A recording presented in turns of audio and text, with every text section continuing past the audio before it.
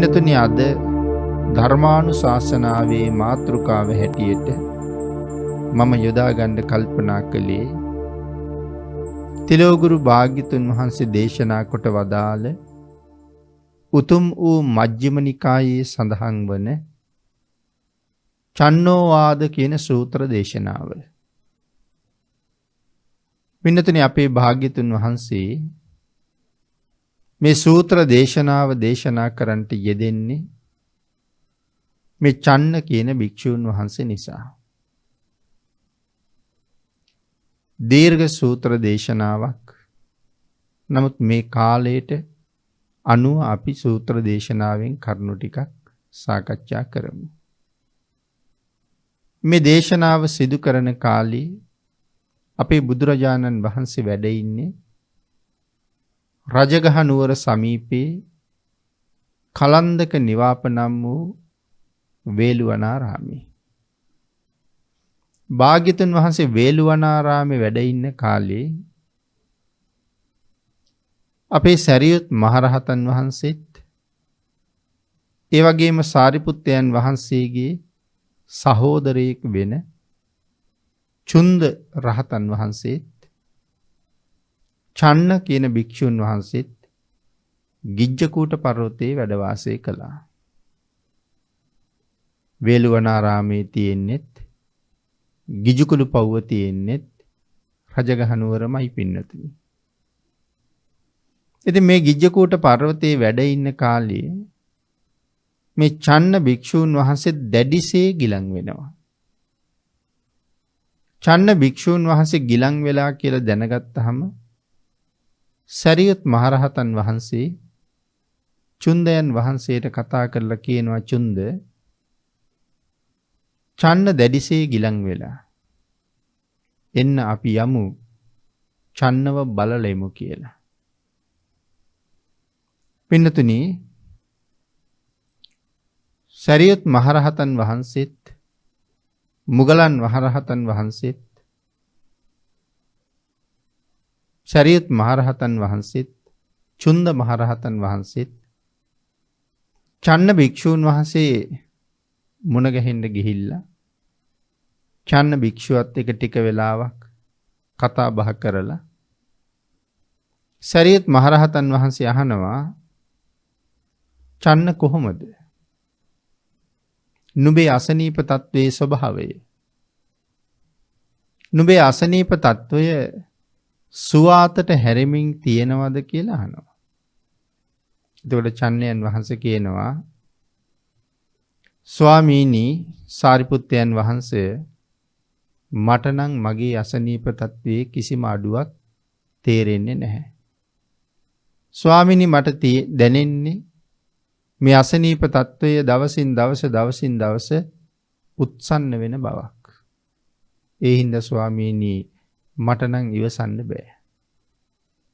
මට නම් පවතින්න පුළුවන්කමක් නැහැ. මගේ වේදනාව ඊටාම බලවත්. ඒ නිසා සඳහන් කරනවා, ස්වාමීනි මට ජීවත් වෙන එක පවා එපා වෙලා වගේ තියෙන්නේ කියලා. සරියුත් මහරහතන් වහන්සේ මේ වෙලාවේ අහනවා, චන්න මොන වගේ අපහසුතාවයෙන්ද දැනෙන්නේ කියලා. එතකොට චන්නයන් වහන්සේ කියනවා, ස්වාමීනි ඊතා බලවත් පුරුෂයෙක් ඊතාම තියුණු ආයුධයක් අරගෙන මගේ හිසට පහර දෙනවා වගේ දැඩි වේදනාවක් මට දැනෙනවා කියලා. පින්නතුනි මේ ප්‍රකාශයම කරනවා අනාථපිණ්ඩික මහසිරිතුමත් ඒ වගේම ධනංජානී කියන බ්‍රාහ්මණයාත්. හැබැයි එතන සඳහන් කරන්නේ ඊටා ශක්තිමත් පුද්ගලයෙක් කුළු ගෙඩියක් වගේ බර ආයුධයක් අරගෙන මගේ හිසට පහර දෙනකොට කොයි වගේ වේදනාවක් දැනෙයිද? ඒ වගේ වේදනාවක් මට දැනෙනවා. ඉවසන්න නම් බැහැ ස්වාමීනි, යැපෙන්න බැහැ ස්වාමීනි කියලා සඳහන් කරනවා. එහෙම සඳහන් කරලා නැවතත් සාරිපුත්තයන් වහන්සේ අහනවා චන්න නුඹට තවත් මොනවා හරි ඒ වාගේ අපහසුතා දැනෙනවද? ස්වාමීනි පුරුෂයෙක් ලණුවක් අරගෙන මගේ හිස වටේට ඒ ලණුව ඔතලා තිරිංගයක්ද යොදලා ඒ තිරිංගය මගින් මේ ලණුව හිර කරන්න පටන් ගත්තොත් මොනතරම් බලවත් වේදනාවක් දැනෙයිද? ආන් ඒ වේදනාව වගේ වේදනාවක් මගේ හිසේ මේ වෙලාවේ පවතිනවා කියලා සඳහන් කරනවා. ඉතින් මේ විදිහට කරුණු පැහැදිලි කරමින් නැවත චන්නයන් වහන්සේ සඳහන් කරනවා ස්වාමීනි යම් කෙනෙක් ගිනි අඟුරු පුරවපු ගිනි අඟුරු වලක් ළඟට මාව අරගෙන ගියොත් එහෙම නැත්නම් ශක්තිමත් පුරුෂයෝ දෙන්නේ මාව ඔසවගෙන ගිහිල්ලා අර ගිනි අඟුරු වලට ලං කරනකොට කොයි වගේ වේදනාවක් දැවිල්ලක් දැනෙයිද? ස්වාමිනී ඒ තරම්ම දැවිල්ලක් මගේ ශරීරේ මට දැනෙනවා කියලා. ඒ නිසා මට ඉවසන්න අමාරුයි ස්වාමීනි. මට පවතින්න මට යැපෙන්න බොහොම අමාරුයි ස්වාමීනි කියලා කියනවා. පින්නතනි අනාථපිණ්ඩික සිටුතුමා මෙහෙම සඳහන් කරනකොට සාරිපුත්තයන් වහන්සේ දැනගත්තා සිටුතුමා තව වැඩි වෙලාවක් ජීවත් වෙන්නේ නැහැ කියලා. ඒ වගේම ධනංජානි බ්‍රාහ්මණයත් මේ ප්‍රකාශයම කරනකොට සාරිපුත්තයන් වහන්සේටමයි ඒ ප්‍රකාශයත් කරන්නේ. සරියුත් මහරහතන් වහන්සේ තීරණය කරනවා ධනංජානි බ්‍රාහ්මණතුමා තව වැඩි වෙලාවක් ජීවත් වෙන්නේ නැහැ කියලා. එහෙමනම් චුන්දයන් වහන්සේටත් ඒ වගේම වේදනාවක් දැනෙන බව උන්වහන්සේ සඳහන් කරනවා. චුන්දයන් වහන්සේත් තව වැඩි වෙලාවක් ජීවත් වෙන්නේ නැහැ කියලා සාරිපුත්තයන් වහන්සේ දැනගන්නත් ඇති. නමුත් චුන්දයන් වහන්සේ සාරිපුත්තයන් වහන්සේට සඳහන් කරනවා ස්වාමීනි ඊටාම දක්ෂ ගව ඝාතකයෙක් ඊටාම තියුණු පිහියක් අරගෙන මගේ කුස ඇතුළට බැහැලා ඊටාම සියුම් විදිහට ඒ ආයුධයෙන් මගේ කුස කපාගෙන ගියොත් කොයි වගේ වේදනාවක් දැනෙනවද? ස්වාමීනි ආන් ඒ වගේ වේදනාවක් මගේ කුසේ මේ වෙලාවේ දැනෙනවා කියලා කියනවා. එතකොට චන්නයන් වහන්සේත් මේ සඳහන් කරන්න පින්නතුනි මොකක් වෙන්න ඇතිද? චන්න භික්ෂුවත් මේ සඳහන් කරන්නේ සමහර වෙලාවට උන්වහන්සේගේ මරණ වේදනාව. පින්නතුනි මේ මරණ වේදනාව කියන කාරණාව සමහර කෙනෙකුට බොහෝ කාලයක් දැනෙන්න පුළුවන්. සමහර කෙනෙකුට ඒක ඊට සුළු මොහොතකදී ඇති වෙලා ඒ මොහොතේම ජීවිතේ නැති වෙන්නත් පුළුවන්.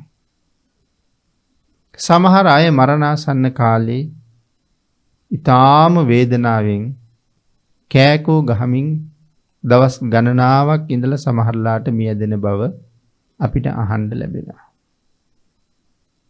ඒ වගේම සමහර අය අපි කතා කරනවා මේ මගේ අතේ ඉන්නකොටම තමයි අවසාන හුස්ම ටික පිට කළේ. නැත්නම් මම ළඟම හිටියා. මිය ගියාද කියලාවත් හිතාගන්න බැරුව ගියා.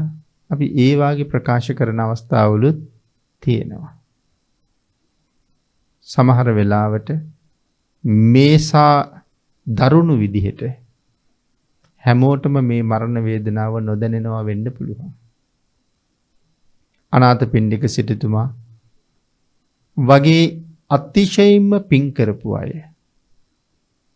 මේ වාගේ වේදනාවක් දැරුවා කියන කාරණාව ධර්මයේ සඳහන් කරන්නේ මේ මරණ වේදනාව නම් වූ මෙවන් වේදනාවක් තියෙනවා කියන කාරණාව අපිට පැහැදිලි කරන්න වෙන්න පුළුවන්. මොකද පින්තුනි කවුරුවත් මේ කාරණාව කියන්නේ නැහැනේ. ඒ වාගේ මහා පුණ්‍යවන්තයෝ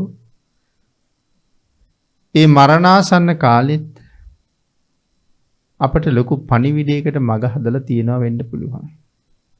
දැන් හිතලා බලන්නකෝ මහමුගලන් මහරහතන් වහන්සේ අපේ සම්මා සම්බුද්ධ ශාසනයේ 이르දිලාභීන් අතර අග්‍රස්ථානයේ තිබුණේ උන්වහන්සේටනේ. කොයි වගේ 이르දියක් උන්වහන්සේට තිබුණද කියන කාරණාව භාග්‍යතුන් වහන්සේ තමයි පින්නතුනි හරියටම දන්නේ. නොඑක් සූත්‍ර දේශනාවල් වල යම් යම් කරුණු ප්‍රමාණයක් ප්‍රකාශ වෙලා තිබුණට උන්වහන්සේගේ මේ මහා 이르දිමත් ශක්තිය සම්පූර්ණයෙන්ම සඳහන් කරලා නැහැනි පින්නතුනි. අනිත් කාටවත් කරන්න බැරි දෙයක් උන්වහන්සේ කළා. නොඑක් අවස්ථාවන් වල භික්ෂූන් වහන්සේලාට ඇති වුණ බාධාවන් නැති කරන්න තමන්ගේ ධානා ශක්තිය පාවිච්චි කරන්න උන්වහන්සේලා බුදුරජාණන් වහන්සේගෙන් අහනවා. නමුත් භාග්‍යතුන් වහන්සේ අවසර දෙන්නේ නැහැ. නන්දෝපනන්ද නාගරාජයා দমনය කරපු අවස්ථාව භාග්‍යතුන් වහන්සේත් තවත් රහතන් වහන්සේලා පිරිසකුත් තව්තිසාවට වඩින වෙලාව. නමුත් භික්ෂූන් වහන්සේලා සඳහන් කරනවා ස්වාමීනි භාග්‍යතුන් වහන්සේ වෙනදනම් මේ තාක් දුර පැමුණුනහම තව්තිසාව පෙනෙනවා. නමුත් ස්වාමීනි අද තව්තිසාව පෙනෙන්නේ නැහැ. අඳුරු බවක් තමයි තියෙන්නේ කියලා. ඒ භික්ෂූන් වහන්සේලාට වැටහුනේ නැති වුණාට භාග්‍යතුන් වහන්සේ දන්නවා ඒ බාධාව මොකක්ද කියලා. මේ නන්දෝපනන්ද නම් නාගරාජයා සම්පූර්ණයෙන් මේ යන මඟ අහුරලා තියෙන්නේ. කාරණාව දැනගත්තාම රහතන් වහන්සේලා අහනවා ස්වාමීනි භාග්‍යතුන් වහන්සේ නන්දෝපනන්ද দমনය කිරීමේ කාර්යය මම බාර ගන්නද කියලා. භාග්‍යතුන් වහන්සේ අවසර දෙන්නේ නැහැ ඒ කාටවත්. නමුත් මහමුගලන් මහරහතන් වහන්සේ නිශ්ශබ්දව වැඩ ඉන්නවා. අර තමන් වහන්සේගෙන් අහපු කාටවත් අවසර නුදුන්න අපේ භාග්‍යතුන් වහන්සේ මුගලන් මහරහතන් වහන්සේට කතා කරලා කියනවා මේ මග බාධාව අයින් කරන්න කියලා. ඒ කියන්නේ භාග්‍යතුන් වහන්සේ දන්නවා අනිත් රහතන් වහන්සේලාට 이르දි දක්වන්න පුළුවන් වුණාට මේ නාගරාජයාගේ ස්වභාවයත් භාග්‍යතුන් වහන්සේ දන්නවා. දිව්‍යමය නාගයෝනි පින්නතුනි. අති විශාල ශරීර දරනවා. ඉතින් ඒ නිසා අන් අයට ඒ බාධාව ඉවත් කරන්න මේ නාගයාගේ මට්ටමත් එක්ක සමහරලාට අපහසුතාවයක් තියෙන බව භාග්‍යතුන් වහන්සේට වැටහෙනවා. නමුත් එවන් ඕනෑම බාධාවක් මැඩපවත්වන්න මුගලන් මහරහතන් වහන්සේට තියෙන හැකියාවේ තරමත් භාග්‍යතුන් වහන්සේ දන්නවා. අන්තිමට නන්දෝපනන්ද මුගලන් මහරහතන් වහන්සේගෙන් ජීවිතේ යදින තත්වයට අසරණ වෙනවා. ඉතින් ඒ වගේ මහා සුවිශාල 이르දිමය හැකියාවක් තිබුණා. එහෙම හැකියාවක් තිබිච්ච මේ මහා පුරුෂයාට හොරු 500ක් ඇවිල්ලා තමන්ගේ ශරීරයේ ඇටකොටු කඩසහල් තරමට කුඩු වෙනකන් පහර දෙනවා. එතකොට මේ උන්වහන්සේගේ හැකියාවන් පිළිබඳව අහගෙන ඉන්න අයට හිතෙන්නේ නැති වෙයිද? අර 이르දිය පාවිච්චි කරලා ඒ අය මැඩපවත්තන්න තිබුණේ නැද්ද කියලා. අපිට එහෙම ප්‍රශ්නයක් එන්න පුළුවන්. මං කියන්නේ පින්නතුනි ඒ වෙලාවේ කර්මයක් එළඹිලා තිබුණා. නමුත් මොග්ගල්ලාණන් වහන්සේ කියලා කියන්නේ අසීමාන්තික පුණ්‍යවන්තයි. උන්වහන්සේට උන්වහන්සේගේ ශක්තියෙන් මේ කාරණාව මැඩපවත්තන්න යම් යම් හේතු නැතුවා කියලා කියන්න අපිට බෑ. නමුත් උන්වහන්සේ පිරිනිවන් පාන වෙලාවේ ඒ අවස්ථාවට මූණ දුන්නේ ඔබටත් මටත් පාඩමක් කියලා පිරිනිවන් පාන්න. මම එහෙම කියන්නේ ඒක මගේ අදහසක්. අපිට පාඩමක් උගන්වනවා කියලා කිව්වේ. දැන් අපි උන්වහන්සේ කවුද කියලා හොඳට දන්නවනේ. මම වගේ 이르දිවන්තයෙකුටත් මේ කර්මය කියන ධර්මතාවයෙන් බේරෙන්න බැරි වෙනවා නම් නුඹලා කවුද කියන ප්‍රශ්නේ උන්වහන්සේ නිහඬව අපෙන් ඇහුවා වෙන්න පුළුවන්. ඒ කියන්නේ අපිට කර්ම රැස් කරන්න එපා, කර්ම කරන්න එපා කියන කාරණාවට පණිවිඩයක් කිව්වා කියලා හිතෙන්නේ. හිතලා බලන්න උත්පලවන්නා රහත් මෙහෙණින් වහන්සේ. අපේ පින්නතුන් අහලා තියෙනවා බණ අහනකොට නන්ද නම් වූ එක්තරා පුජ්‍යලයක් නිසා උන්වහන්සේ විශාල අපහසුතාවයකටපත් වුණා බොයිනේදී. ඒ කියන්නේ නන්ද කියන තරුණයා රහත් මෙහෙණින් වහන්සේව කෙලෙසුවා. උත්පලවන්නා රහත් මෙහෙණින් වහන්සේ කියලා කියන්නේ සුවිශාල 이르දිමේ හැකියාවක් තියෙන භික්ෂුණීන් වහන්සේ නමක්. එහෙනම් ඒ 이르දි ශක්තිය පාවිච්චි කරලා නන්දට මොනව නොකරන්න තිබුණද? නමුත් රහතන් වහන්සේට කෙලෙස් නැහැ. උන්වහන්සේට කායික දැනෙන සුවයක් නැත්නම් උන්වහන්සේක ඉවසන්නේත් නැහැ. නමුත් උන්වහන්සේ ඒ අපහසුතාවයට මුහුණ දුන්නා. පින්නතින කෙනෙක් මුලින් සඳහන් කළා වගේම අහන්න පුළුවන් ඇයි ධානයේ 이르දිය පාවිච්චි කරලා වැඩි නැත්තේ කියලා. මම කියන්නේ සමස්ත භික්ෂුණී වර්ගයා පිළිබඳවම උන්වහන්සේ වෙලාවෙ හිතුවා කියලා. මොකද භික්ෂුණීන් වහන්සේලාට ආරාම හදලා දෙන්න ආරක්ෂාව හදන්න කියලා විශේෂ කාරණාවක් ඒ වෙනකන් ශාසනෙත් තිබුණේ නැහැ. එතෙන්ද භික්ෂූන් වහන්සේලා වගේම රහත් වෙච්ච භික්ෂුණීන් වහන්සේලාත් වනාන්තරේ තනිව හුදකලාවේ වාසය කළා. මේ වාගේ කරදරයක් එළඹුණෙත් නැහැ.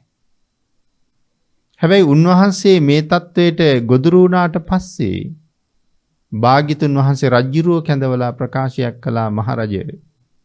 මගේ ශාසනයේ භික්ෂූන් වහන්සේලා වගේම භික්ෂුණීන් වහන්සේලා කියලා කියන්නේ මේ ජීවත් වෙන්න විදිහක් නැතුව ශාසනය පැවිදි වෙච්ච අය නෙමෙයි. ඒ රාජකුමාරිකාව, සිටු කුමාරිකාව, රූප සම්පත්තියෙන් අති අනූන කුමාරිකාව මේ පැවිදි වෙලා තියෙන මේ සංසාරයෙන් එතර වෙන්න ඕන නිසාමයි. ඒ නිසා සසරින් එතර වෙන්න වීරිය වඩන ඒ උත්තමාවියන්ට රැකවරණයක් අවශ්‍යයි. මොකද මේ ඇති වුණ එක සිද්ධිය පදනම් කරගෙන දිගින් දිගට කරදර වෙන්න පුළුවන්. ඒ නිසා අන්තఃපුරයේ ඇතුලේ භික්ෂුණීන් වහන්සේලාට ආරාම හදන්න කියලා කිව්වේ. දැන් එතකොට අපේ අය අන්තఃපුරේ කියන්නේ මොකද්ද කියලා බණ අහනකොට හොඳට අහලා තියෙනවා. මොකද සමාජයේ මතයක් තියෙනවනේ අන්තఃපුරය කියලා කියන්නේ රජ්ජුරුවන්ගේ බිරින්දෑවරු ඉන්න ප්‍රදේශය කියලා. පින්නතුනි අන්තঃපුරය කියලා කියන්නේ ඇතුල් නගරයට. රජ්ජුරුවන්ගේ බිරින්දෑවරු ඉන්න පිරිස ප්‍රදේශය නෙමෙයි. අතීතයේ නගර සැලසුම හදනකොට සැලසුම් ක්‍රියාත්මක කරනකොට ඇතුල් නගරය සහ පිට නගරය කියලා නගර දෙකක් තියෙනවා. ප්‍රාකාර දෙකකින් වෙන් කරලා තියෙනවා. අපිට වඩා ඒ යුගයේ අතිශයින්ම දියුණුයි. වෙනතේ හිතන්නකො නගරයක් ප්‍රධාන නගරයක් වටේට ප්‍රාකාරයක් බඳිනවා කියලා කියන්නේ. වර්තමානයේ අපිට ගේ වටේට ප්‍රාකාරයක් බඳ ගන්නත් කොච්චර අමාරුද? නගරයක් වටේට ප්‍රාකාර බඳිනවා කියන ප්‍රාකාර දෙකක් බඳිනවා. ඇතුල් නගරයේ වෙන් කරලා එක ප්‍රාකාරයයි, බාහිර නගරයේ වෙන් කරලා තව ප්‍රාකාරයයි. ඒ ඇතුල් නගරයේ තමයි රජ්ජුරුවන්ගේ පවුලේ අය, සේනාපතිවරු, මහා ඇමතිවරු, ඒ අයගේ පවුල්වල අය, රාජකීය පවුලට සම්බන්ධ අනික් සියලු දෙනාම ජීවත් වෙන්නේ මේ ඇතුල් නගරේ. ඒ නිසා අද විදිහට සඳහන් කළොත් අන්තఃපුරය කියලා කියන්නේ අධි ආරක්ෂිත කලාපයක්. ඉතින් භික්ෂුණීන් වහන්සේලාට ආරාම හදන්න කියන්නේ ආන්ගේ ආරක්ෂිත කලාපي. එතකොට මේ දේශනාව භාග්‍යතුන් වහන්සේ සිද්ධ කරන්නේ රහත් මෙහෙණින් වහන්සේ මුණ පාපු අපහසුතාවයත් එක්ක. ඉතින් අනාගතයේ භික්ෂුණී සංඝයාට සිද්ධ වෙන ඒ මහත් වූ ලාභේ තකා උන්වහන්සේ ඒ අවස්ථාවට මුණ දෙන්න ඇති සමහර වෙලාවට. ඉතින් ඒ වගේ චන්නයන් වහන්සේත් මේ ප්‍රකාශ කරන වේදනාවල් උන්වහන්සේට ඉවසන්න පුළුවන් කමක් නැහැ. ඒ නිසා චන්නයන් වහන්සේ සඳහන් කරනවා සාරිපුත්තයන් වහන්සේ මට හිතෙනවා ගෙල සිඳගෙන මගේ ජීවිතේ නැති කරගන්න. ආන් එහෙම සඳහන් කරාම සරියුත් මහරහතන් වහන්සේ සඳහන් කරනවා චන්න පින්වත් චන්න එපා චන්න. එහෙම කරන්න එපා. ගෙල සිඳ ගන්න එපා චන්න. ඔබ වහන්සේට භෝජන නැත්තම් මං ඔබ වහන්සේට භෝජන සපයන්නම්. ඔබ වහන්සේට උපස්ථාන කරන්න කෙනෙක් නැත්තම් චන්න මං ඔබ වහන්සේගේ උපස්ථායකයා බවට පත් වෙන්න. නැති මං සඳහන් කළා මේක දීර්ඝ සූත්‍රයක් කියලා. ඒ දීර්ඝ සූත්‍රයක් තුල අපිට නතර වෙලා සාකච්ඡා කරන්න තැන් බොහොම තියෙනවා. දැන් මේ ප්‍රකාශය අපිට ගොඩක් කරුණු ඉගෙන ගන්න තියෙන ප්‍රකාශයක්. සරියුත් මහරහතන් වහන්සේ කියලා කියන්නේ මේ සම්මා සම්බුද්ධ ශාසනයේ මහා සංඝයාගේ කෙලවර කියලා හඳුන්වන්නේ. ඒ පිනතරි කෙලවර කියලා කියන්නේ මේ ශාසනයේ අන්තිමය කියන එක නෙමෙයි කෙලවර කියලා කියන්නේ. මේ ශාසනයේ යම්තාක් භික්ෂූන් වහන්සේලා පිරිසක් භාග්‍යතුන් වහන්සේ වැඩ ඉන්න කාලේ වැඩ හිටියද? වර්තමානයේ වැඩ ඉන්නවද අනාගතේ පහළ වෙනවද? ඒ කිසිම භික්ෂූන් වහන්සේ නමකට සීලයෙන් සමාධියෙන් ප්‍රඥාවෙන් විමුක්තියෙන් විමුක්ති ඥාන දර්ශනයෙන් මේ ආදී කිසිම ගුණයකින් සරියුත් මහරහතන් වහන්සේට වඩා උඩට යන්න බෑ. කියන්නේ මේ කිසිම ගුණයකින් සාරිපුත්තයන් වහන්සේ ඉක්මවන්න පුළුවන් කමක් නැහැ. ආන් ඒක නිසයි සංඝයාගේ කෙලවර කියලා කියන්නේ. මේ ශාසනයේ සාරිපුත්තයන් වහන්සේ දෙවනි වුණා නම් දෙවනි වෙන්නේ ලෞතුරා බුදුරජාණන් වහන්සේට විතරයි. ඒ තරම් මහ ගුණ දරන මේ මහ පුරුෂයා රහත් භාවයවත් ලබල නැති මේ චන්න භික්ෂුන් වහන්සේට ප්‍රකාශයක් කරනවා චන්න ඔබට උපස්ථායකයෙක් නැත්තම් මම ඔබේ උපස්ථායකයා වෙන්නම් කියලා. ඒතර බාණ්ඩේ රහතන් වහන්සේ නමක් සතු මොන තරම් ගුණයක් තියෙනවද කියලා. සව් කෙලස් නැසලා එතෙන්ට ඇවිල්ලා ඉන්න බව අපි දන්නවා. සව් කෙලස් නැසුවා කියලා කියහම අපිට හැම එකම තේරෙන්නේ නැහැ පින්නතුනි. එහෙනම් මොනතරම් මානයට විරුද්ධව වැඩ කරලා තියෙනවද? නැත්තම් තරමක් සමාජයේ පිළිගන්න පුජ්‍යලේ ප්‍රභූවරේ කියන තැනට ආවහම මොනතරම් මානයක් ඇති වෙනවද? මානය කියන ධර්මතාවය හරිම සිව්. පින්නතුනි සීලේ නිසත් මානය ඇති වෙනවා. මන් තරම් අනික් අය සිල්වත් නැහැ කියලා. ගුණය නිසා මානෙ උපදිනවා. තමන්ගේ නොයෙක් හැකියාවන් ශක්තියින් මත මානෙ උපදිනවා. තමන්ගේ දැනුගත්කම් මත මානෙ උපදිනවා. තමන්ගේ රුව ලස්සන මත මානෙ උපදිනවා. මේ ලෝකේ අපිට මානෙ උපදින තැන් අපිටවත් තේරෙන්නේ නැහැ.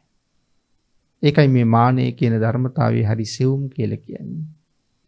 ඒ සියල්ලම නැත්තටම නැති කරපු මේ මහා පුරුෂයන් තුළ තියෙන ඒ නිහතමානී බව, නිමුණ බව අපිට මනාව උගන්වන්න තැන් මේ තියෙන්නේ. අපේ ජීවිතවලට සුවිශේෂී ආදර්ශයන් ළඟා කරන තැන් මේ තියෙන්නේ. ඒ නිසා සඳහන් කරනවා මම නුඹට උපස්ථායකයා වෙන්න. එහෙම සඳහන් කරාම චන්නයන් වහන්සේ කියනවා නැහැ සාරිපුත්තයන් වහන්සේ. මට ආහාර නැතුවා නෙමෙයි. මට බෙහෙත් නැතුවා නෙමෙයි. මට උපස්ථායකයන් නැතුවා නෙමෙයි. ඒ සියල්ලම මට තියෙනවා. මම භාග්‍යතුන් වහන්සේගේ ශාසනයේ බොහෝ කාලයක් හිටපු කෙනෙක්. ඒ නිසා මට මේ දේවල් වලින් අඩුවක් නැහැ. ඊටාම කැමැත්තෙන් මම ශාස්ත්‍රූන් වහන්සේ ඇසුරු කරලා තියෙනවා. යම් කෙනෙක් ශාස්ත්‍රූන් වහන්සේට යටහත්ව පහත්ව කටයුතු කරලා තියෙනවා නම් ඔහු ඊටාම ශ්‍රේෂ්ඨයි. මම විදර්ශනා වඩලා තියෙනවා. මේ විදිහට සඳහන් කරනවා.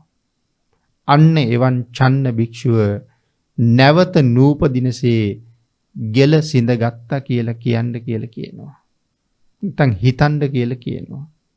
එවන් වූ චන්න භික්ෂුව නැවත නූපදිනසේ ගෙල සිඳගත්තා කියලා හිතන්න ස්වාමීනි කියලා කියනවා. ඒ කියනකොටම සාරිපුත්තයන් වහන්සේ දැනගන්නවා චන්න තවම රහත් වෙලා නැහැ කියලා.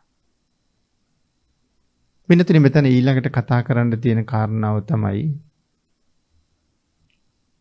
දැන් චන්න හාමුදුරුව තමන් වහන්සේ මූණ පාලා ඉන්න දැඩි අපහසුතා ගණනාවක් ප්‍රකාශ කළානේ.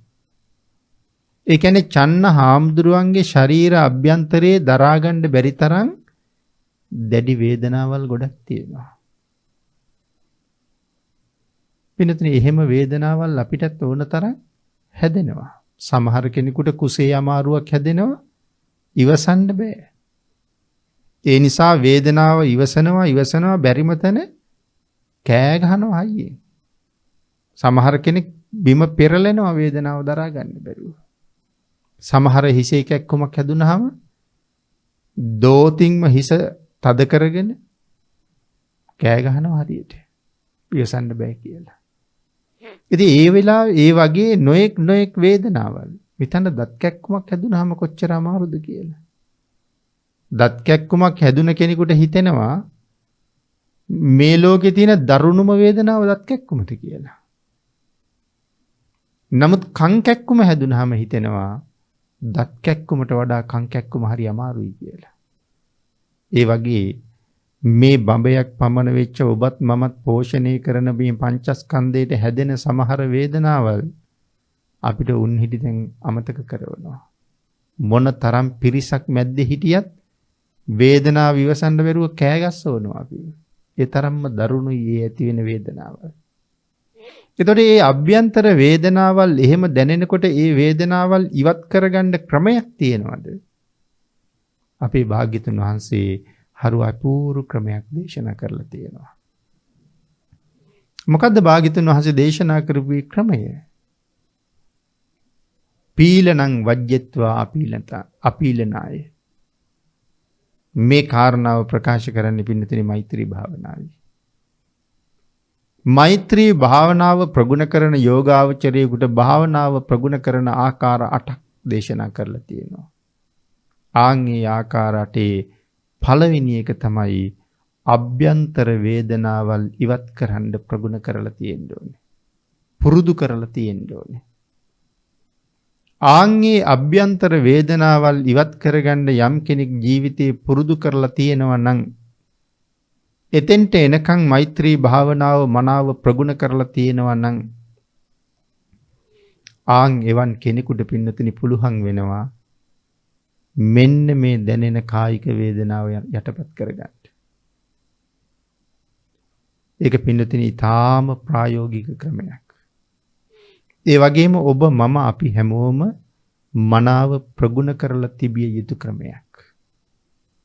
වේදනාවත් එක්ක අපිට ඇති වෙන්නේ මොකද්ද? වේදනාවත් එක්ක අපිට ඇති වෙන්නේ ද්වේෂය.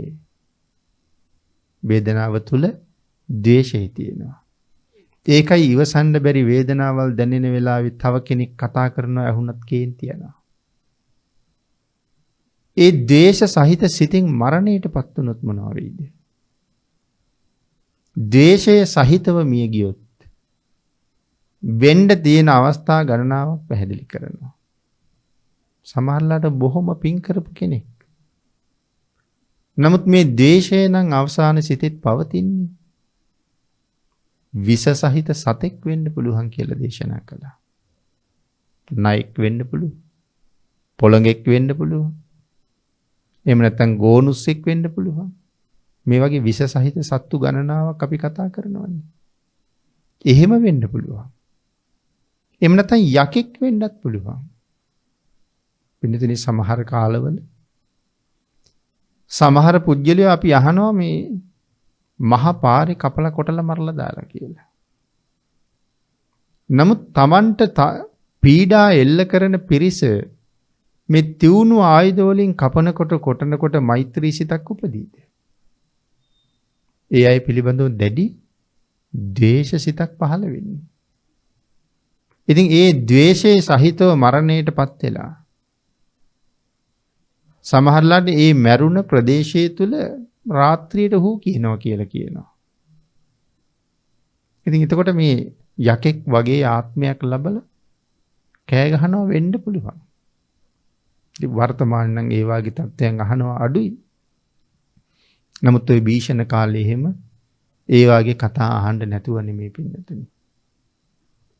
ඉතින් ඒ වගේ විස සහිත සතෙක් වෙන්න පුළුවන්, යකෙක් වෙන්න පුළුවන්, නැත්නම් නිරේ උපදින්න පුළුවන් කියන කාරණාව සඳහන් කරනවා. මෙන්න මේ වෙලාවට තමයි මේ පීලනං වජ්ජත්වා අපීලනාය කියන කාරණාව වටින්නේ. පින්නතුනි හිතමු කවුරු හරි ඇවිල්ලා අපිව මහමග මරලා දාන්නයි හදන්නේ.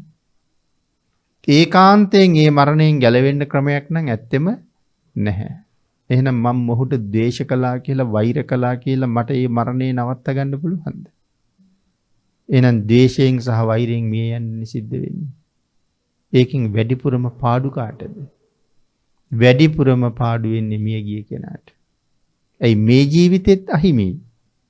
මේ ජීවිතෙන් පස්සේ හම්බෙන ඊළඟ ජීවිතේ අතිශයින්ම කටුක දුක්ඛදායක ජීවිතයක්. අන්න එවන් මොහතක පවා තමන්ට දැනෙන වේදනාව මෛත්‍රිය තුලින් යටපත් කරගන්න පුළුවන් නම් මිය දෙනකන් මේ ජීවිතයේ දැනෙන වේදනාව මිසක් මරණින් පස්සේ ඊටාම උසස් තැනක තමයි උපදින්නේ. හැබැයි ඒ වේදනාව මේ පීලනං වජ්ජත්වා අපීලනාය කියන එකට නෙමෙයි අයිති වෙන්නේ. පීලනං වජ්ජත්වා අපීලනාය කියලා කියන්නේ අභ්‍යන්තර වේදනාවල් නැති කරගන්න ක්‍රමය. කෙනෙක් බාහිරින් අපට අවි ආයුධ වලින් පහර දෙනවා නම් ඒක බාහිර වේදනාවක්. එතකොට මේ ක්‍රම 8 දෙවනි කාරණාව හැටියට පැහැදිලි කරනවා බාහිර වේදනාව නැති කරගන්නේ කොහොමද?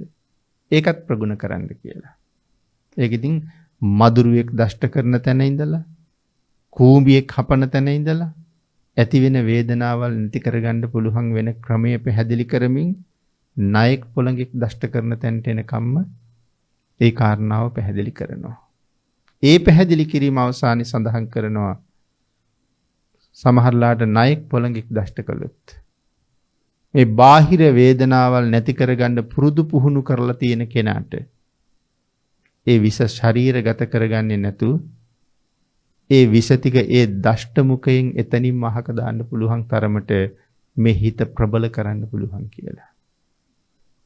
අපේ භාග්‍යතුන් වහන්සේ එච්චර කරුණ දේශනා කළා. ශරීර අභ්‍යන්තරයේ ඇති වෙන විවිධ වේදනාවල්, විවිධ රෝග, හඳුනා ගන්න බැරි නොයෙක් රෝග නැති කරන ක්‍රමය මේ මෛත්‍රී භාවනාවේ හරි ලස්සනට පැහැදිලි කරනවා. ඒ කියන්නේ මේ ධානා මට්ටමට වැඩිච්ච මෛත්‍රියක ස්වභාවයක් ගැන නෙමෙයි කියන්නේ.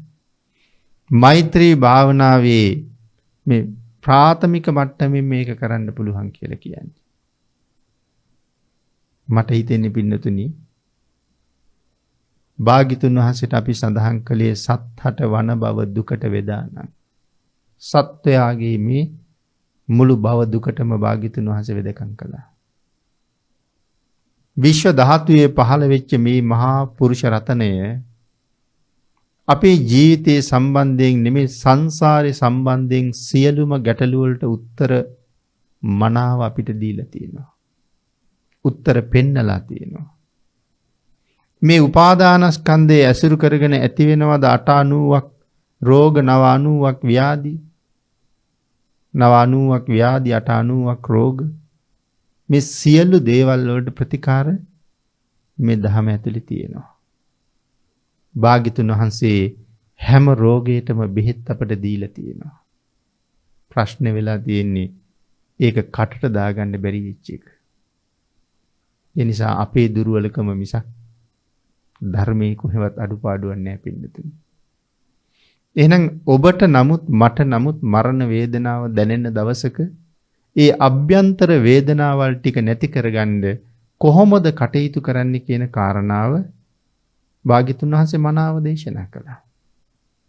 පින්නතුනි එදිනෙදා ප්‍රායෝගික ජීවිතේ අපිට ඇති වෙන හිසේ කැක්කුම් කුසේ කැක්කුම් මේ විවිධ වේදනාවල් අරමුණු කරලා මෛත්‍රිය වඩන්න කියලා දේශනා කරලා තියෙනවා. මට මේ ඇති වෙලා තියෙන දතේ වේදනාවෙන් මා සුවපත් වෙම්වා. මේ භාවනා ක්‍රමය යම් ප්‍රමාණයක් කරගෙන යන කෙනෙකුට ඒ දතේ වේදනාව නතර කරන්න පුළුවන් කියලා දේශනා කරනවා. මේ තියෙන දතේ වේදනාවෙන් මා සුවපත් වෙම්වා. එහෙම මෙනෙහි කරගෙන ගියනකොට පින්නතනේ අපි පාවිච්චි කරන වචන ප්‍රමාණය අඩු කරන්න ඕනේ. මේ දතේ වේදනාවෙන් මා සුවපත් වෙම්වා කියන එක යම් ප්‍රමාණයක් මෙනෙහි කරලා මම කියන අදහස අත්හරින්න ඕනේ. දතේ වේදනාව කියන එකත් අත්හරින්න ඕනේ. දතේ වේදනාව නැති වුනහම මට තියෙන්නේ කොයි වාගේ සුවයක්ද? පින්නතනේ ඒක හිතලා තියෙන්න ඕනේ. දැන් මේ වෙලාවේ කාටවත් දත් කැක්කුමක් නැහැනේ. ඉතින් දත් කැක්කුමක් නැති නිසා කැක්කුම හැදුනොත් දතේ තියෙන කැක්කුම කොහොමද කියලා අපි අරමුණු කරලා නැහැ. එතකොට දැන් තියෙන සුවය ගැන අරමුණු කරන්නේ නැති නිසා දතේ වේදනාව ඇති වුනහම වේදනාව නැති වෙලාවේ දත තිබ්බද කියලාවත් අපි දන්නේ නැහැ. මොකද දත් ගැන කල්පනාවක් නැහැනේ. මොකද සුවයක් තියෙනවා. වේදනාව ආවම තමයි තේරෙන්නේ වේදනාවක් තියෙනවා දතේ කැක්කුමක් තියෙනවා කියලා. එහෙනම් දැන් කැක්කුම නැති වෙලාවේ තියෙන සුවය ගැන මෙනෙහි කරන්න පුළුවන් වෙන්න ඕනේ. මේ දතේ වේදනාව නැතිවීමෙන් මා සුවපත් වෙම්වා කියනකොට ඒ සුවපත් බව කොයි වගේද කියලා දැනගන්න ඕනේ. මං හිතනවා මං කියන කාරණාව වැටහෙනවා කියලා. එතකොට එහෙනම් මේ දතේ වේදනාවෙන් මම කියන කෑල්ල අයින් කරලා සුවපත් වෙම්වා කියලා වචන ප්‍රමාණය අඩු කරලා වඩන්න පටන් ගත්තාම මේක ඉක්මනට වැඩෙන්න පටන් ගන්නවා. එහෙනම් මේ චන්න භික්ෂුවට ඇති වෙලා තියෙන తত্ত্বය ළඟ කරන්න තියෙන ප්‍රතිකාරයනේ භාග්‍යතුන් වහන්සේ මේ දේශනා කරන්නේ. එහෙනම් ඒ වේදනාවල් අපිටත් ඇති වෙන්නේ නැති වෙයිද? පිළිකාය හැදුනහම කොහොම වේදනාවක් දැනෙයිද? වකුගඩුවක ගල් හැදුනහම කොහොම වේදනාවක් දැනෙයිද? ඒවා දිය වෙලා ගියහම දැනෙන වේදනාව කොහොම වෙයිද? මේ වාගේ අපි ජීවත් වෙන සමාජයේ අපිත් එක්ක ඉන්න අයට තියෙන රෝගාබාධ පින්නතිනි එක එක්කෙනාට වෙනස් විදිහට මොන තරම් තියෙනවද? අපි ජීවිතේ මෙතෙක් දැකපු දරුණුම වේදනාව විඳින දරුණුම රෝගයට මූණ පාලා ඉන්න කෙනා බලන්න අපි ගියත් අනේ අපොයි ඒ මිනිස්සයාට වෙච්ච දේ කියලා අපි හිතනවා මිසක් ඔහුට වෙච්ච දේ මටත් වෙයි කියලා කවදාවත් හිතන්නේ නැහැ අපි. ඔහුට වෙච්ච දේ ඊට වඩා දරුණු විදිහට මං සොයාගෙන ඉන්න පුළුවන්. ඒ නිසා අපි මේ කාරණා දැනගන්න ඕනේ. එහෙම හිතලා තියෙන්න ඕනේ. ඒ தത്വයටපත් වෙන්න කලින් අපි විසින් කරගත යුතු දේවල් ටික කරගෙන තියෙන්න ඕනේ. නිවැරදිව තිසරණේ පිහිටලා මනාව කුසල් දහම් ජීවිතයට එකතු කරගෙන යටත් පිරිසෙන් අවම වශයෙන් පංචශීල ප්‍රතිපදාව මතවත් පිහිටලා වාසය කරන කෙනෙකුට පින්නතිනි සැනසීමක් තියෙනවා. මොකද ඔහුට මරණය පිළිබඳව බය නැතුව යනවා. මරණය පිළිබඳව තියෙන ලොකුම බය මේ ලෝකේ අත්හරින එක විතරක් නෙමෙයි. මරණයෙන් පස්සේ උපදින්නේ කොතනද කියන එක. ඒ ටික බණ දහම් අහලා තියෙනවා. ඒ නිසා මරණින් මත්තේ ඊටාම භයානක නිරයවල් වල උපදින්න සිද්ධ වෙනවා. තිරිසන් പ്രേත අසුර ආත්මවල උපදින්න සිද්ධ වෙනවා කියලා අපි යම් ප්‍රමාණයක් දන්නවා. ඉතින් මරණාසන්න වෙලාවේ මහ ගින්නක් හදවතට වැදුනා වගේ මම ඊළඟට කොහෙද උපදින්නේ කියන කාරණාවල් මෙනෙහි වෙන්න ගත්තොත් නමුත් පින්නතිනි තිසරණයි පන්සිලුයි හරියටම තියෙනවනේ. ඔහුට ඒ බය නැතුව යනවා. මොකද මරණින් මත්තේ අනිවාර්යයෙන්ම මීට වඩා ඊටාම හොඳ තැනක උපදිනවා. මරණින් මත්තේ මීට වඩා හොඳ තැනක උපදිනවා කියලා දන්නවනම් මොකටද පින්නතිනි මැරෙන්න බය වෙන්නේ? ඒකයි මම කිව්වේ රෝගාතුර වෙලා එක්තෙන් වෙන්න කලින් කල යුතු දේවල් ටික සම්පාදනය කරගන්න. බැස්ස වතුර වැටෙන්න කලින් කූඹි වගේ පුංචි සත්තු නමුත් තමන්ගේ ගුල් පුරව ගන්නවා ආහාරවලින්. ඉදිරියට මොනවා හරි ව්‍යසන කාලයක් එනවනම් මිනිස්සු උනත් ආහාර පාන අවශ්‍ය නොයෙක් දේවල් ඊට කලින් හරි හම්බ කරගන්නවා. ඉතින් අපිට ඒකාන්තයෙන් අනතුරක් තියෙනවා. ආපදාවක් තියෙනවා. මොකක්ද ආපදාව? ජීවිතයේ තියෙන ලොකුම ආපදාව තමයි මරණය. ඉතින් තමන්ගෙන් අහන්න ඕන ඒකාන්තයෙන් ආපදාවක් තියෙන බව දන්නවා. එහෙනම් ආපදාවක් තියෙනවා නම් ඊළඟ වචනේ මොකද්ද? කලමනාකරණය. අපි ආපදා කල්පනාකරණය ගැන ඕන තරම් කතා කරනවා. මගේ ජීවිතේට එන්න තියෙන ලොකුම ආපදාව මරණය නම් ඒක කලමනාකරණය කළාද කියලා තීරණය කරන්න ඕනේ. කලමනාකරණය කරලා නම් මරණය කැමති වෙලාවක ආපුවායි. මම සූදානම් කියන තැනට අපි එදාට ශක්තිමත්. ආන් එතෙන්ට හිත දියුණු කරගෙන කටයුතු කරන්න අපේ භාග්‍යතුන් වහන්සේ අවශ්‍ය උපදෙස් ටික දීලා තියෙනවා නම් ඒ උපදෙස් ටික පිළිපදින්නේ නැත්තේ ඇයි කියන කාරණාව අපි අපෙන්ම ආපහු ප්‍රශ්න කරන්න වටිනවා පින්නතුනි. චන්නයන් වහන්සේ සාරිපුත්තයන් වහන්සේට මෙහෙම සඳහන් කරාම චන්න භික්ෂුව නැවත නූපදිනසේ මෙලව අත්හැරිය කියලා දැනගන්න කියහම දැනගන්නවා චන්න රහත් වෙලා නැහැ කියලා. නැවත අහනවා චන්නයිනි ඇසේ පහළ වෙන රූපය මොකද්ද? මේ වගේ මේ සක්කාය දිට්ඨිය සම්බන්ධයෙන් ගැඹුරු කාරණා ටිකක් අහනවා. ඇසේ පහළ වෙන රූපෙහි කුමක් දැක ඒ රූපය සම්බන්ධයෙන් කුමක් දැනගෙන ඒවා මගේ නෙමෙයි මගේ ආත්මේ නෙමෙයි කියලා නුඹ කියන්නේ කොහොමද? ඒ කාරණාව නුඹ දැනගත්තේ කොහොමද? ආත්ම සංඥාව Tamanට දැන් නැහැ කියලා දැනගත්තේ කොහොමද? මේ වගේ පින්නතුනි ඇහැ පිළිබඳව, කන පිළිබඳව, දිව පිළිබඳව, මේ සියලු ඉන්ද්‍රියන් පිළිබඳව මේ කරුණු ටික විමසනවා. එතකොට චන්න භික්ෂුව පිළිතුරු දෙනවා පින්වත් සාරිපුත්තයන් වහන්සේ ඇසෙහි ඇස පිළිබඳව ඇසෙහි ඇස පිළිබඳවද විඥානයේහි විඥානයේ පිළිබඳවද නැත්නම් විඥානයේහිද එයින් දත යුතු ධර්මයන් කෙරෙහිද නිරුද්ධ වීම දැකලා දැනගෙන ඒවා මම නොවේයි මගේ නෙමෙයි මගේ ආත්මේ නෙමෙයි කියලා මම දැනගත්තා කියලා කියනවා. මගේ මනසින්ම ඒ කාරණාව මම දකිනවා. ඒ කියන්නේ පින්නතුනි සියල්ලේම ඇතිවීම නැතිවීම දකිනවා. ඒ කියන්නේ උදය වය.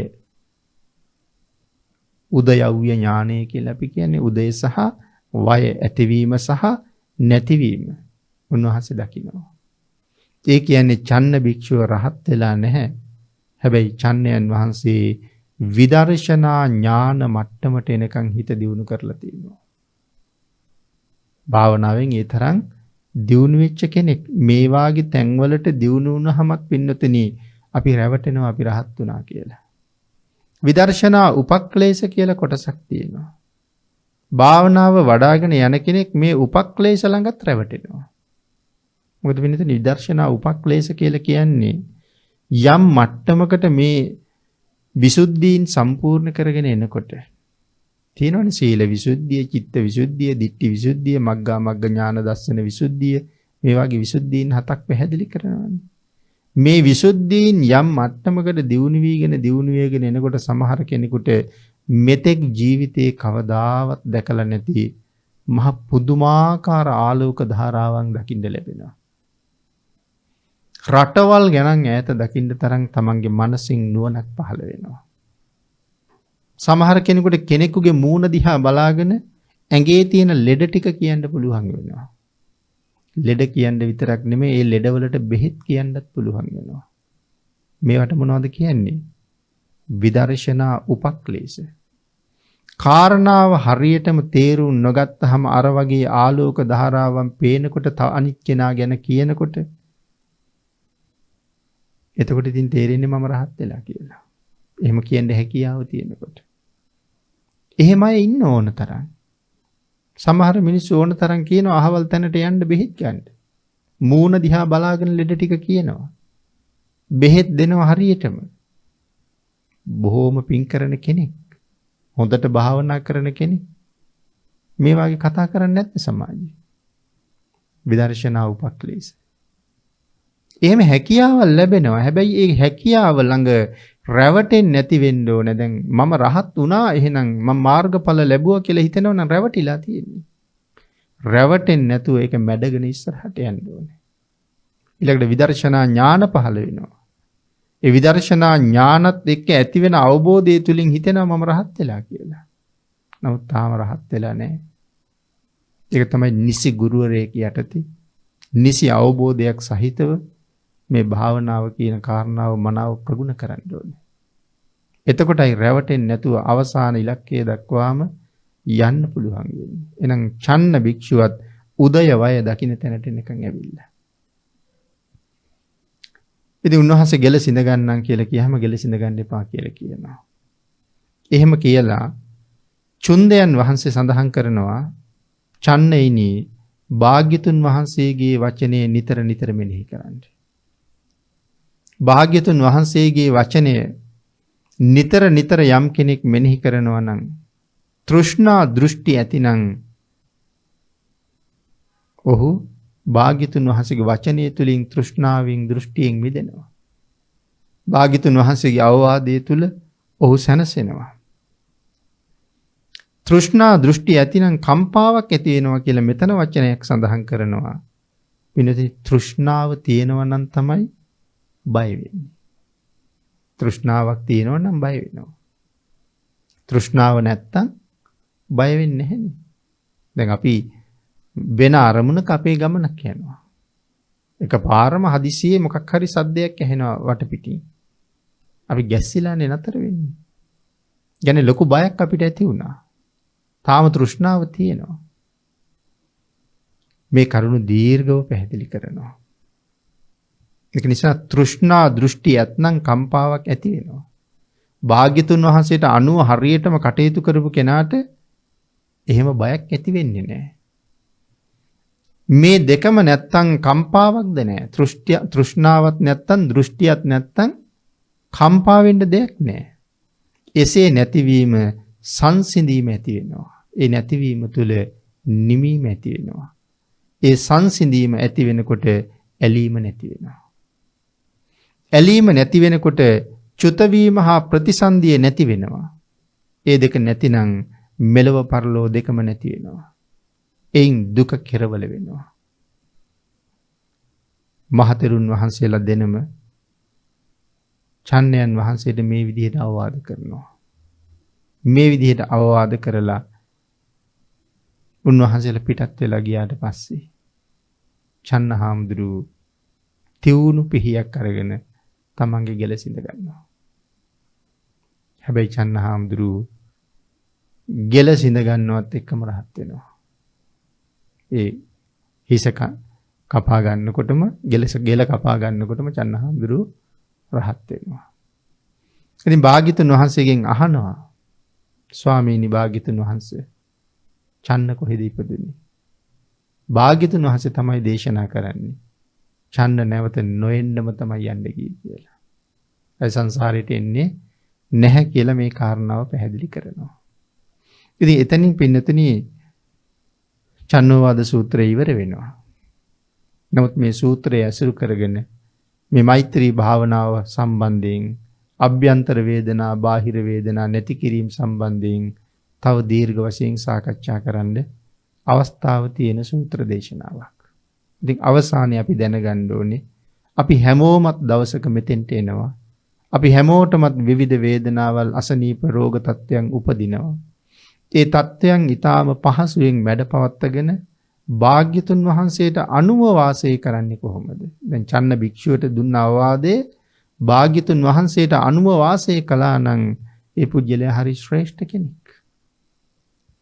ඒ නිසා නිවැරදිවම තිසරණේ මත පිහිටලා පංචශීල ප්‍රතිපදාවෙන් උසස් සීල මට්ටම් වලට ගමන් කරමින් තමන්ගේ ජීවිතයේ ධර්මයෙන් ආලෝකයෙන් ආලෝකයටපත් කරගෙන කටයුතු කරමින් මරණය කියන ආපදාව බොහොම පහසුවෙන් ලේසියෙන් ජය ගන්න පුළුවන් කෙනෙක් බවට පත් වෙන්න සියලු දෙනාටම තුනුරුවන්ගේ ආශිර්වාදයෙන් ශක්තිය ධෛර්යය නොඅඩුවම ලැබේවා කියලා ප්‍රාර්ථනා